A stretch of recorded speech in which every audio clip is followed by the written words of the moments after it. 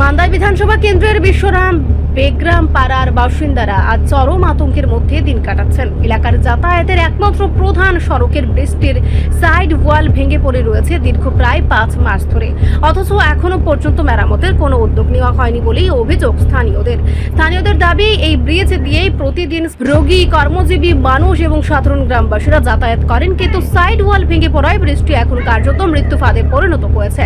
সামান্য অসাবধানতায় যে কোনো সময় ঘটে যেতে পারে বড় ধরনের দুর্ঘটনা।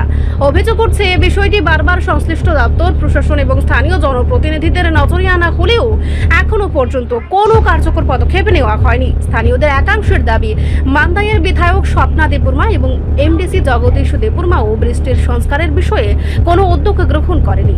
ফলে ক্ষোভে ফেটে পড়েছেন এলাকাবাসী। সংবাদ মাধ্যমের মুখোমুখি হয়ে তারা অবিলম্বে বৃষ্টির সাইড ওয়াল মেরামত এবং নিরাপদ যাতায়াত নিশ্চিত করার দাবি জানান।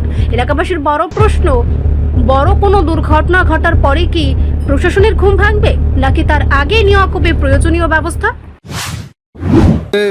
কতদিন ধরে এই ব্রিজটা ভাঙা ছিল? প্রায় 3-4 মাস। 3-4 মাস। কেউ বা কারা আয়ে দেখছেন? এটা তো ভাই আমি জানি না, আমার পাড়ার 8টা পাড়া। হ্যাঁ, তবে তো এই রাস্তা দিয়ে আসা যাওয়া করে আপনারা।